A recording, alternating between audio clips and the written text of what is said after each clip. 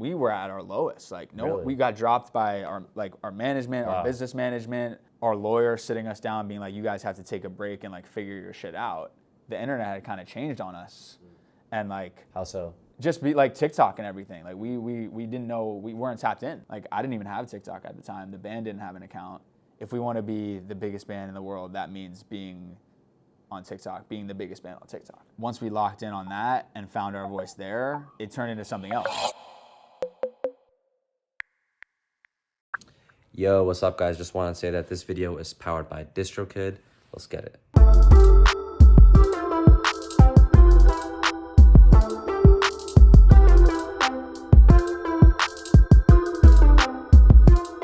What's going on guys? You're watching Kids Take Over right now. Definitely in an unfamiliar place.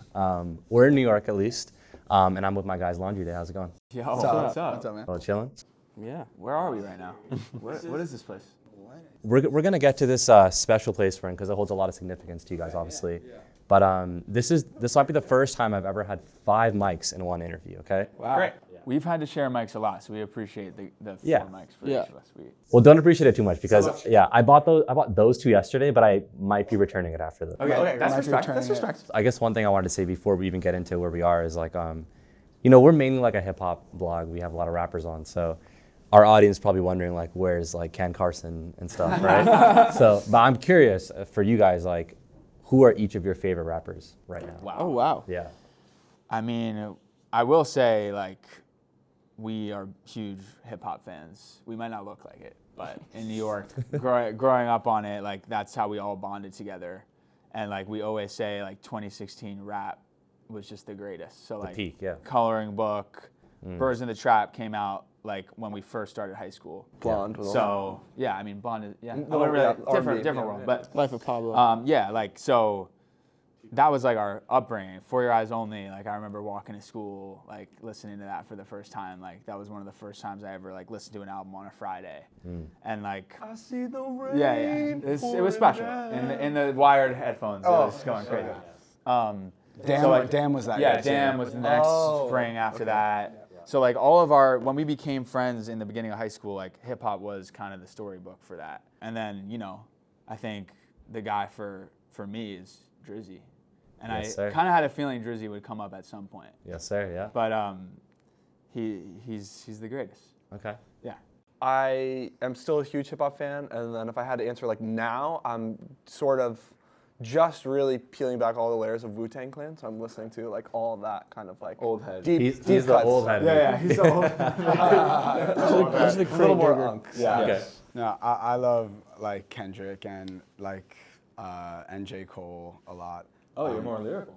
Yeah, I'm very lyrical when it comes to rap. But recently, Pharrell. I mean, I know he's not like specifically a rapper, but he's got bars. Okay.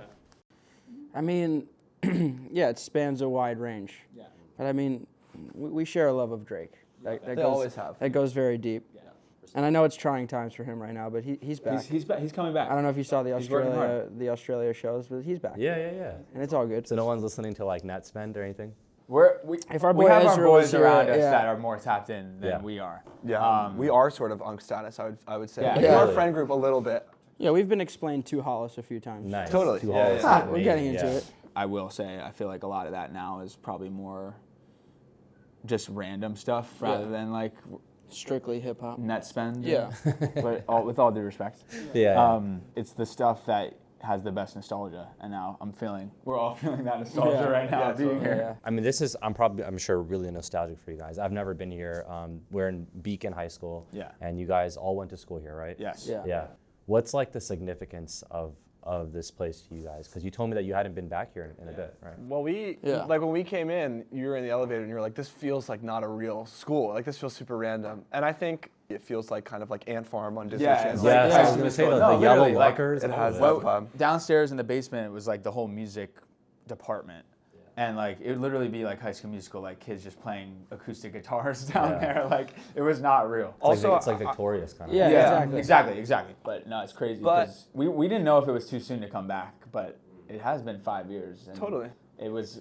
We got here out of school, was getting out, and like all these kids were like looking at us, being like, "Wait." That's an amazing feeling. That It's has pretty to be, sick. right? It's pretty sick. And like, I guess like when we were going here, like Jay Critch was like the star of Beacon. Jay Critch went to the school? Yeah. Yeah, Jay That's Critch crazy. also. We have But like the a legend. history of alumni for sure. So it was always like, yo, Jay Critch, like Beacon legend. And now it's And like, kids now are- Laundry Day is like, I don't know, like if we took Jay Critch's But crown. Like, I think looking back on it, what I will say is like I don't know. you didn't hear it from me. in any school or like in any group of friends, like of course, like you're saying, Henry, like we were hanging out, we were laughing, we were having fun, but the privilege that we got being able to go here and was like we could hang out and have fun, but also there was a computer in our school with Logic Pro 10 on it, you know, and a MIDI keyboard and a bass if you wanted to pick it up and a guitar, and like that is just not accessible to every kid, and without that, we would definitely not have like been as close or formed a bond. It's really important that, you know, like kids like us have access to express themselves in whatever art form they want to do, and they feel like the community around them inspires them to do it, you know, and gives them the tools to do That's it. a great point. I mean, you guys mentioned your music teacher. I read up on this one teacher. I don't know if it's the same one. His name is Mr. Latik. Yeah, that's right. Is he kind of the one that, like, I wouldn't say helped formulate your band, but No, he definitely. Did, yeah. So tell me he about that. like built the music program here. He's not here anymore.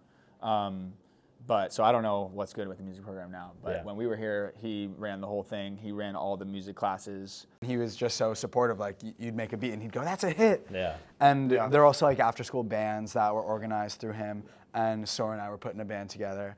I remember like I auditioned playing guitar, and they were like, "Yeah, all the bands kind of have guitarists."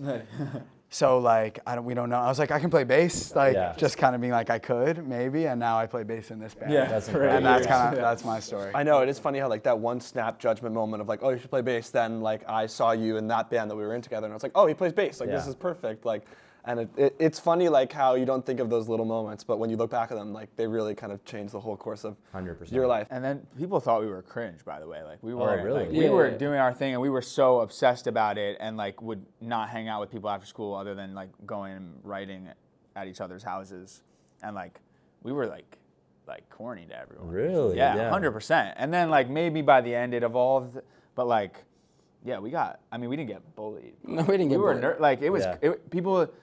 We treated it so seriously from the first album we ever put out where we were just doing it for ourselves. Yeah. We like teased the whole rollout, like we did the whole thing just because we thought it was cool and no one gave a shit. Like all those, if you scroll down, like those have 3 comments and it's a few of us. Like we didn't even all comment. Like the engagement was low. It but was like, interesting. Like to that point, like we were sort of on the cusp of this beginning new wave of trying to promote yourself. Not everybody was like following our page yet, or not like the algorithm was different. So we did feel like we were just posting our stuff into a void. And even if people were kind of making fun of it a little bit, it just exists on its own, and Right. you couldn't find it, and it wasn't going to be like someone's going to pull it up and be like, "This is so embarrassing." Right. Well, I want to get back to the music because I think there's so much to your guys' upbringing. But I think you're so lucky to have grown up in New York. And I just moved here like a year ago. And I always see this one dude on IG. He asks people, he's like, what's the best neighborhood in New York? yeah, the Australian guy. Isaac. I think he's Australian. I need to know all you guys' answers. What is the best neighborhood in New York? Oh wow. I mean, it really depends. Like, I mean, we're in Hell's Kitchen right now. It's not the best neighborhood, I'll tell you that. But we went to school here, and it was great for us. Like, I think you can kind of make wherever you are work. I mean, I'm a Brooklyn boy through and through. I grew up in Brooklyn. I live in a different part of Brooklyn now. Okay. So I'll say my favorite borough is Brooklyn. Got you. Yeah, I'll say a neighborhood. I'll answer the question. Okay. I guess, I mean, recently I've just grown to love Bushwick a lot. I mean, it's Yeah. where all that's not like that crazy of an answer if you live in New York, but if you don't and you're watching this, it's just great restaurants, great clubs, young people, tons of Artsy, like yeah. beautiful graffiti. Everyone's fitted. Great clubs, young people. We're gonna get lit, and let's go. What was that accent supposed to No, be? you know that it went video? from like Trump to like you an know Indian that- person. the Russian guy that's like, He's like, it's not let's, for there's gonna be many chicks, and let's let go a little. I thought you were doing like a Trump accent, but you like switched to like an Indian person. I was trying to do Neither that. of guy. which are If good, you know, you know. I'm Okay, sorry. that's I fine. was, Yeah, I was yeah, gonna I went pull it to- up on, but There'll no, be I a few people that It's get that gonna be reference. chicks. Okay. Yeah, sorry. Yeah. I'm sorry. I am the only one who's not born and raised here. I Yeah. moved here when I was like 12, 11 years old. So when I moved here, I moved to Midtown, like right around this area. So Yeah. I thought that this was like everything. And totally, like, if you're coming to visit, Yeah, you yeah. gotta kind of come see Absolutely. Yeah. this part. I would say, yeah, like Fort Greene is probably my favorite neighborhood nice, in New York yeah. City. Everything feels like sort of mom and pop in Back. a cool way. Yeah. Word. Oh wait. Oh fuck. No, I don't know. I mean, I love the Lower East Side and just like we were just shooting a video down there in like Chinatown and then like walking across the bridges into Brooklyn is like the greatest. You really can't replicate that in any other city. So that's probably my pick. What about food? I'm curious. Like, is there one collective spot that you guys will always eat at? In New There's York? a bunch. around We get here- obsessive. Like we get like Yeah. There's got to be that one spot where you guys are like, yeah, we're going there. yeah. I mean, around here there was like the Red Deli and the Green Deli. Chirpin' Chicken, Chirpin' Chicken. Chipotle, we would always. Yeah, Chipotle. Chipotle. You ever heard of Chipotle. Chipotle? Yeah, it's pretty good. I don't know. I like literally have been living at my crib for a few years now and just found a new burrito place that I'm like obsessed with. Like it just keeps. Yeah. You never run out of food ideas. You just here. gonna gatekeep it? Yeah. No. Well, I don't even remember what it's called, honestly. But fuck, we're getting put on the spot. For Zaragoza was Yeah, the classic. Zaragoza, we that's would go good. there all the spot. time. We have this wing place in Brooklyn called Ali Ali Ali Tori, Tori. yes. which is just it's like just the counter and room for you Yeah, to you stand. can't even sit You there. Just go. get your wings and go. Those are good ones. I don't know, like Mama's Too. Oh, like I'm trying Mama's to Too think is of. amazing. Yeah, Mama's I Too. have to ask, which pizza do you get? Because there's only one correct answer.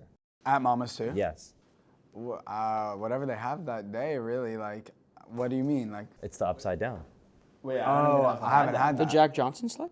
I don't know what that is, but the upside down is just like the sauce is on top and the cheese on the bottom. Oh yeah, it's fine. I remember when you were telling me about it. It's like they just serve you whatever they have. It's not. You get to order, but they like go through every day. I don't know if it's still that way. I do want to ask because, you know, you guys made like albums in high school and you have like a big catalog of music that goes deep, which I'm sure like maybe your new fans might not even know about. Yeah. What was the moment where you guys were like, first, like, holy shit, like this is actually working. People actually care about this. And there's like a lot of streams. Honestly, we were in the basement after school. There was no service down there. So like we were just making music, didn't know what was going on. We left school, got service back, and we saw that Genius posted about us. Like back when they were like the On their yellow blog, background. or was this it was like like on their like YouTube like community page or whatever Oh, that yeah, thing yeah. is where like you can like repost videos on your feed. Yep.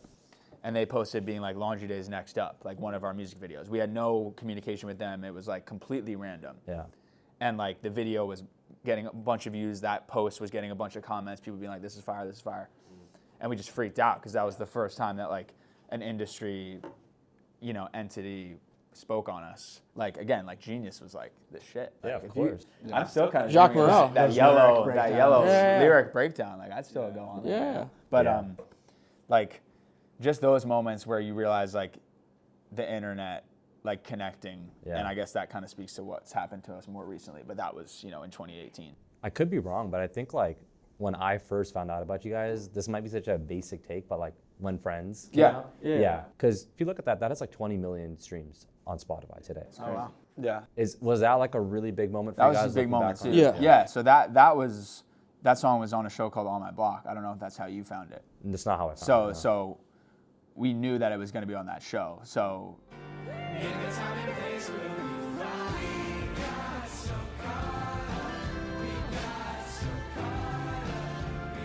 when that came out, like it was actually right when like quarantine started, and then it just started moving on TikTok, and we weren't even on TikTok at the time.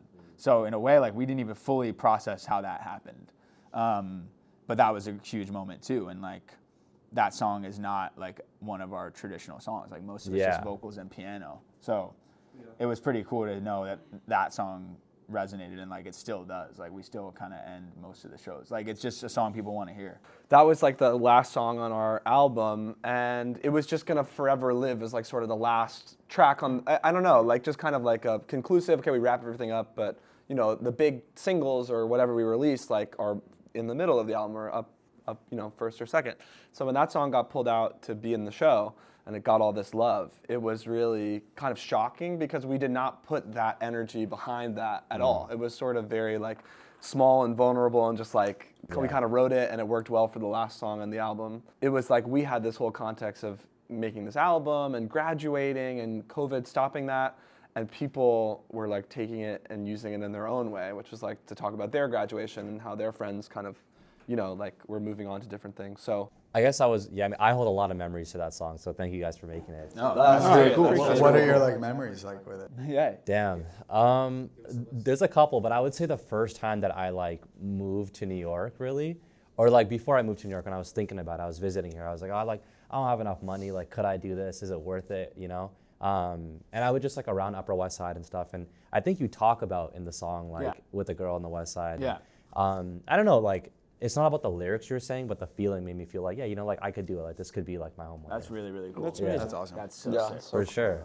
But I want to ask, like, do you guys think that your growth has been like, because I think okay, as a band, I don't think people see actually how hard it is to be a band, you know? And do you guys think your growth was like linear or it was like super up and down? Super up and down. Super I mean, up and the down. Friends thing happened in 2020. Yeah. And like, because of the pandemic, like we didn't get to capitalize off that in the way we would have wanted to because we couldn't like go tour. You know, like it just wasn't. It existed in an online bubble. Yeah. You know, and so then by the time that kind of washed away, I mean, it didn't wash away, but like that hype kind of went away. Like we were working on an album, we had just signed a deal with the label, and so like we were in quarantine trying to satisfy this major label deal, and we were 18, like trying to figure that out, and like.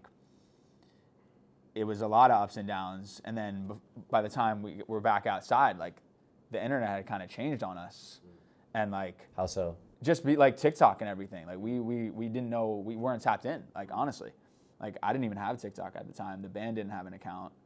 I don't know about you guys. You would mess. We were on it, but yeah. We weren't like we were still caught up in like the Brockhampton era, like we were talking about earlier, of like yo, you're gonna announce the album and like the single art and like do all this stuff. Yeah. And like. It wasn't until like a year and a half ago where we were like, yo, I feel like we're playing catch up. Like we gotta, if we want to be the biggest band in the world, that means being on TikTok, being the biggest band on TikTok. Yeah. And so, which is obviously way easier said than done, but like once we locked in on that and found our voice there, it turned into something else. But before that happened, like we were at our lowest. Like Really? we got dropped by our management, Wow. our business management, like our lawyer sitting us down being like, you guys have to take a break and like figure your shit out. And like, Damn. not to like, you know, I'm not trying to get on our soapbox. Like we were still having fun, but, and then it just turned into something else. Like yeah, I but said. that to that point too, like that's all of the businessy, organizational type stuff. You'll have wins and then you'll have losses, and that'll either be through, you know, like what's going on with your career, but also just in your personal life, you know? Like I think being isolated from each other during COVID was really tough, and then we had all this expectation after graduating high school that like life was gonna be a certain way, that all of a sudden we're like a band and we got signed and everything sort of happens for a reason, and like those lessons of like, we weren't quite up yet, or like we really had to figure our stuff out, like those periods of working through it with like my best friends, you know, like staying together and not dispersing it, like I think helped us be ready for now, like, okay, now I feel comfortable promoting myself as much as we have to, or doing different things. Yeah. Well, I think it is important for you to even talk about your lowest points, because like that's when like when an artist who is like super early in their career watches this, they're like, oh shit, you know, like it's okay, you know? Yeah. And I'm curious though, because you said that the whole label situation happened. I know one of your dads stepped up as like a manager because he was an accountant or something like that. Yo, what up, y'all? Quick PSA, if you watch our channel, you probably make music yourself. I'm gonna assume a lot of you do. And to be an independent artist, you need a good distributor. My hands down pick, DistroKid. I mean, it's a no-brainer. A lot of the artists that we've interviewed have used DistroKid when they were first starting up. And yeah, I mean, getting your music on all the major streaming platforms is so easy with DistroKid, like Spotify, Apple Music, Tidal. You get unlimited uploads, but more importantly, 100% of your earnings, and you just pay a yearly fee. So all that to say, if you actually want to start building your community and fan base, A, put out your music, don't let it sit there. B, I would recommend using DistroKid. And C, I am gonna leave you guys a special link in the description if you want to just sign up today. Yeah, I hope you guys keep enjoying this interview. That's funny that you say that. His dad's like our business manager now. He like writes our checks for us. Yeah, He so keeps basically, track of everything. So for any young artist who's figuring it out, if you are at a point where you're getting that kind of like attention from different companies and stuff, like we had to start our own company in order to like make it work, or in order to sign a deal as like an entity of a band. So we were literally 17, you know, and like that involved our parents like helping us figure out sort of Yeah, how we to do couldn't that. legally have a company without our parents' permission. And a lot of True, times, true. I think Our there's first record label, our parents signed it. yeah. So I think Macaulay to Culkin, that, yeah, I think I don't know. Like we felt like such a small fish in this huge pond of like, okay, now that we're signed, great, we got a little bit of cash to like make some things happen.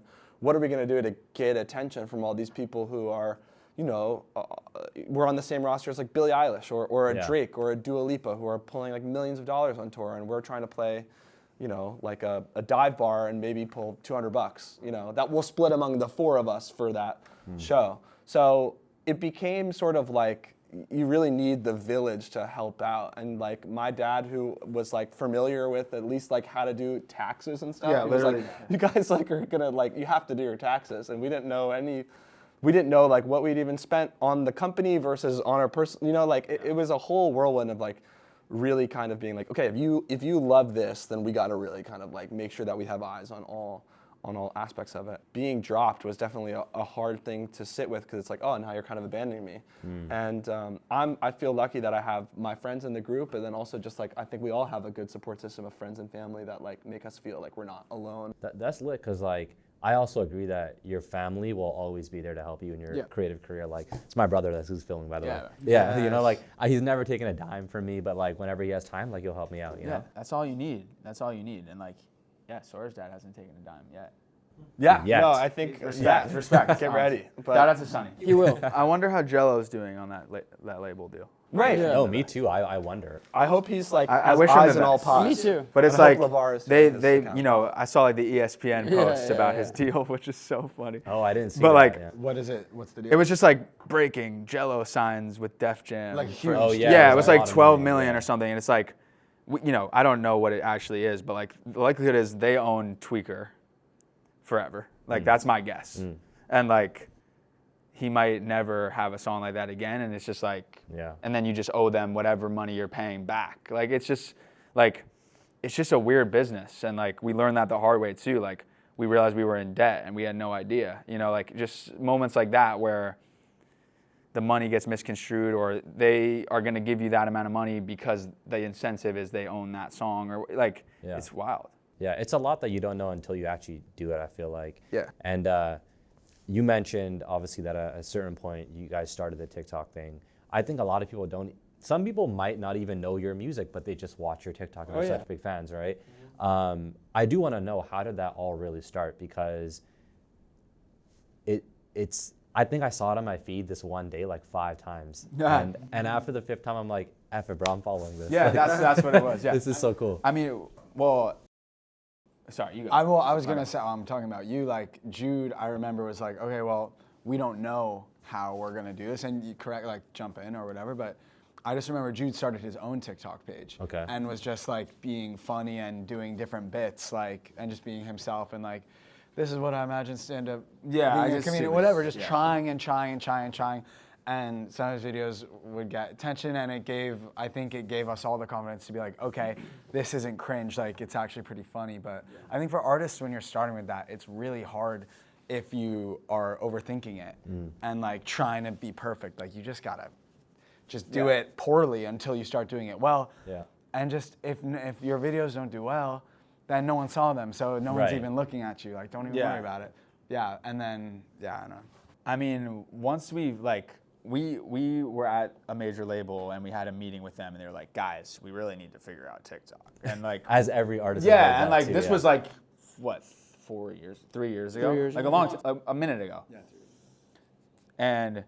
And we got off the phone, we were kind of pissed. We were like, we know they're right, but like it's so much easier said than done. I know artists are watching this being like, but like we just went out on the street and we went and got like jerk chicken. And like while we were waiting for the jerk chicken, I don't even know what it was. We're just doing this. We always do just this. sing when we're walking down the street. Everything. And so Sawyer just films me singing No Church in the Wild. That was the song? That was the first one that we did. Whose part was it? It was like, what's the king to a god? What's Okay. that? Frank's part. Nice. Thank you, Frank, for that. And we Godly put TikTok away. We put our phones away. We got the jerk chicken. We're eating the jerk chicken, and then Sawyer's like, "Yo, should we check it? Should we check it?" And it had like 27K. Oh, in like no way. 20 minutes. And we're like, "Whoa, wait, what?" Like, it was insane. Yeah. And like all of a sudden, it just went viral. Wow. And like it was the first time it ever happened. And at the time, we didn't even realize like, oh, this could be a thing. Yeah. So we did it like maybe a few weeks later for fun. Yeah. A few weeks later for fun, but we never like committed to it fully. And then like beginning of 2024, we were like, dude, like what are we doing? Let's be consistent. Right. We know this kind of video works, and we just did it. And it literally was just like took us taking the camera out. We were always singing. Around the time you probably saw it 5 times a day. Like we were probably posting 5 times a day. Because that's the other thing too. We were like, all right, we were so used to like being in the era of like, I remember like A$AP Rocky like deleting all his posts and like you're gonna have your feed or like the 9 photos creating like an image on your Instagram grid. Like that stuff was still cool to us. Right. And then as soon as we threw that out the window and just started posting as much as we want at any time we want, like we don't do that anymore. We're not like, oh, let's post at 3 because it's better for engagement. Like we don't do that. Well, I mean, how do you guys come up with ideas for the videos, like for the songs and stuff? It's literally don't. just off the top. Like, I feel like if people will be singing it or something, and then someone else will be like, "Oh, just do that one more time." Yeah, Really? And then, Just start. It's not like a science. Like we get asked this a lot, and it's like we're not trying to come on here and make it sound like we like sat in a conference room and figured it out. Like that's not what it is, and that's not what any artist should do. We were just trying to capture these moments of us having fun, and some of the best ones we've put out are like we're laughing mid-take because it just feels fresh. But it's literally just as soon as the song's stuck in our head, we just naturally fall into that like silly voice. And we just film it. You know, like what you were saying about Instagram posts or whatever, like you delete a lot of things, everything's black and white, or like everything is very edited. And we were trying to do that with our social media as well. Like, you know, edit the music video down to a shortcut and like make sure that people know that our song's coming out or like make the quality really, really good. And everything took a lot of time to then post to get like not so many views. And I think, yeah, to your point of us kind of rebelling and just doing first take kind of like on the iPhone, it worked in our favor, and I think that kind of is what the algorithm just favors, is like stuff that is super random. I mean, like I know all of us here scroll and get like the randomest things that like maybe aren't viral, but are almost viral because you're like the first group to kind of see something, and that brain rot kind of sort of way. So like in a way it felt weird, but us being defiant and just filming the first thing that came to our head like really played into that so much more than if we had spent like an hour editing on an iMovie and then formatting it to the right, you know what I mean? And then like you just kind of never know, and I think you have to find out what works for you. And we found that being like leaning into the kind of stupidity or like the just being with your boys and having a good time worked really well. I guess it's pretty enjoyable. Yeah, we saw the path too. Like. You're right. Some people stop on this and like someone stopped me on the street the other day and was like, "Yo, sing some shit." Like that happens. But other people, like I just, you know, I was like, "Yo, don't put me on the spot." But like other people who, and I'm picking this up from you, are like, "Oh, I didn't know these were the guys from Friends, or I didn't know these were the guys that made this song." Like, and then like I'm out at dinner last night and someone comes up to me and is like, "Yo, Damn Shame was my favorite song of last year." And so it's like we saw it translate. Like we weren't ever worried like, "Oh, are people only going to see us for the videos?" There are some people that do, but like you have to realize as an artist, like there needs to be an iceberg for people to like figure out. And like we never had that. We never had like the thing at the tip of the iceberg that everyone could be tapped into until the videos started happening. You got to build that whole pyramid. And then, you know, people are going to watch this interview and it's going to be built into that point too. Like we can't expect everything to be the most viral thing ever. Right. Totally. Like that was another thing. Like we were getting so exhausted by just like being in the band, honestly. And so by doing new things, it made it feel like we were in a new band. And like I feel like Doechii had to kind of reinvent herself too in whatever way she felt to like win Best New Artist this year. You know, like, and so that's kind of part of the process too. Is like, it's going to be a grind, but can you continue to like keep yourself excited by it and do things that are different and not feel like you're just trying the same thing hoping for different results. Well, I have to make a suggestion though. Okay, you guys don't have to do it, okay? Okay, please. I'd love for you guys to one day do a video for Digits by Young Thug. I feel you guys would kill that. Which part? The horses don't stop. You gotta sing it. I gotta sing it, bro. Right now. Bro, don't put you on the spot. I'm just giving you a suggestion. One day, think about it. Listen to this song, you know. I like that. Yeah, but I do have to ask, you know, you bring up Drake before, and you did the CN Tower video. But even before that, he was showing you love.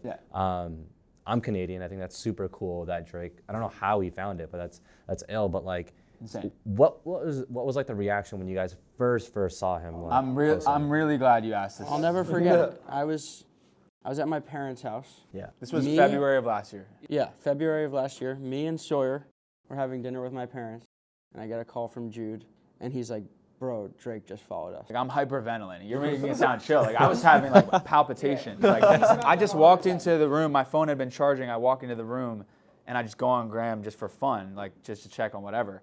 Champagne Poppy followed you. And it's then like, then we start freaking out. Geeking out. it's crazy. My parents start freaking out. We're all freaking out over FaceTime, and I'm like, "Fuck, we gotta message him right now." I hit message, and he had already DM'd us. He had already DM'd us, Oh. and he's like, "Yo, Crazy Stupid Love is a crazy song."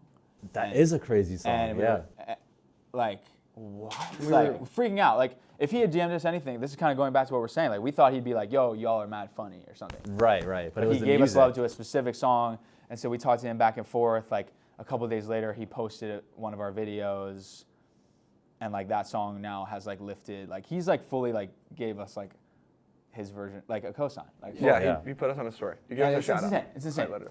And like, we still talk to him about stuff, and he hit us when the album just came out. He's like, "Yo, we need some sexy songs." We were honoring him. Wait, he like- needs a what? He said, like, needs you guys give to us a make- triple S video. Yeah. And so we were like, on we it. got you. And then fair. we did the CN Tower one. That's mad cool. Have you guys ever asked someone like that for like advice on like actual business or like career stuff? A little bit. I mean, he's just very supportive of us. Like, Yeah. the one time we met him, he was just like, "Yo, like, how was tour?" Like, you guys met him? he was tapped in. Like, Yeah. he knew what we had been doing. Like, he was like, "How was Tizo?" He knew we were just on tour with We're on Tizo. tour. Like, he's so tapped in. Yeah. And like always on. Like, he's just on Gram. Like, he's just Yeah, on TikTok. he's like, very on Gram. He knows what's good, and he's, I think, always reaching out to artists, sending them love. Where'd you guys meet him though? Was it at like a concert? Or something? He took us to his concert, or we Yeah. got invited to his concert, and then there was like an after party after, and we saw him for a sec, and like we're all in like our like Bushwick clothes and like thrifted clothes, and like there's a bunch of like models around, and everyone's staring at us, being like, "Who the fuck are these kids?" And they're all and like so everyone's tall. nervous, like Yeah. trying to go up to him. Yeah. And we just went up to him and talked for like a few minutes. We didn't want to take up too much of his time, but it was insane. That's mad cool, bro. So cool. You literally never know who is watching your music. Yeah. And he's the nicest guy. Like, I'm Yeah. not trying to like genuinely, like, he was so nice to us. And bet, yeah. and yeah, you never know. Like, when the video started going crazy, things like that happen, and you just, the internet's so small. Yeah. And like, It is. no matter how Totally is. famous you are, if you're in a certain age range, like, unless you're like old celebrity that like never had social media, like, you're on your phone. Like, True. Justin Bieber's just on his phone all day. I guess aside from him, what do you think is like the craziest person that saw your videos where you were just like, what the hell? Like, how is this possible? I That's a mean, good question. we had the opportunity to hang out with Justin Bieber the other day. Okay, now I did that- kind of yeah. just tee that up. Yeah. That That's a was, flex. that Yeah. was pretty surreal. I mean, for all the Ken Carson viewers out there, I got to flex a little bit. yeah. We're going algorithm, Beacon High School. Yeah. They need something. So yeah, we did get a chance to meet him the other day, and that was pretty surreal. Nice. Like first of all, he was incredibly nice. Yeah, and he But also just to have someone of that caliber just give us respect. So sick. And he like played us this random like 90s rap song. He's like, "Yo, this reminds me of y'all. It just feels like you guys are having fun and like Wow. just boys." And we were like, "Thanks, bro." Like, we were just freaking out. Like, And I think that's what's important too, is that like even if you're a young artist starting out and you are nervous about like who's gonna see your stuff or who's gonna comment, like, man, like if a couple of kids or one kid is like, "This is amazing and I found something really new," like that's the only reason we're able to be here, is because like a couple kids heard our music and decided to come to our first show. So like it's as important to be a big fan of people. Like, you have to those shows. You have to Right. kind of, it's on you to kind of build up whoever you really like. And Yeah. That reminds me of, like, not to go back to an earlier question, but the question where you were like, when did you guys know that something was happening? There was this BROCKHAMPTON fan page that we were obsessed with. You're obsessed with the fan page. We were obsessed with the fan page. we were so obsessed with Brockhampton that we had a fan page that we we were obsessed with. Okay. Exactly. It went very deep. And they posted about us. Yeah. And I can't remember, like, I remember being so excited about that. And I think, like, I still feel that way to this day about different shit. And that, like, you know, the support, the love from different people it's very like humbling in an amazing way. It just Yeah. feels like very Yeah, it feels special. feels very That's why I was special. so excited to go back on tour. Like we haven't been on our own tour. Like we did some shows in high school. Right. But again, like we've done what we wanted, which was just like be ourselves and make an impression on people. And we feel like we haven't even like fully tapped into what we can do musically yet with this new audience. And so we're working on an album right now for the summer, and like we're putting everything into that, and like just wanting to make like the pinnacle Laundry Day album that we can pull everyone from every direction that we've built into one thing. And I bring up No Go because I think that's my favorite song by you guys. Oh, wow. For a weird reason, because I feel like when I listen to that song and most of your guys' music, specifically that song reminds me of like Big Fat Liar. You ever seen that movie? No. None of you have seen I Big need Fat to- Liar? Wait, I'm gonna write. It's over my head. Remember Big Fat Liar, the guy, like it's with Frankie Muniz and Amanda Bynes. Okay, yeah. And then Wait, this I'm guy not steals a them. script. I Yeah. didn't see it, but I love those. Yeah, Legendary pair, I think. Yeah, that's Yeah, that's- it's just, I feel like your guys' music huge is... Malcolm in the Middle guy. Yeah, oh yeah, who's not, yeah. That song, yes, Big Fat Liar, one of my favorite movies ever. I'm gonna tap in. Yeah, I just think that... Paul your- Giamatti.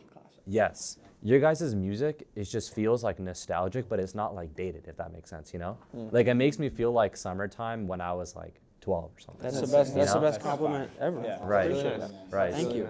So that's why I asked if it's on the album, because it's Yeah. like I would love to hear more things of that in that sound. You know? Yeah, totally. I think there will be more of that. I think the rock influence is always going to be a part of it too, and like Yeah. there were times in our discography where we kind of didn't do that as much, and now as we play live more and like kind of have more of a rock bandy sound on stage, No Go is a great chance to like access that. We got some dance songs we've been working on. We Okay. got a lot of different things. Hell yeah. Yeah. Man, there's so much that I picked up from you guys in this interview, just like gems. But I think the last thing I have to ask you is, like, I know you see the comments of people saying that you look like Robbie or you look like Andy Samberg. Yeah. Like, It's what's funny we your were talking honest about thoughts? Victorious I earlier. know, right? Like you would agree though, obviously, right? I don't see it. No, I'm just kidding. Yeah.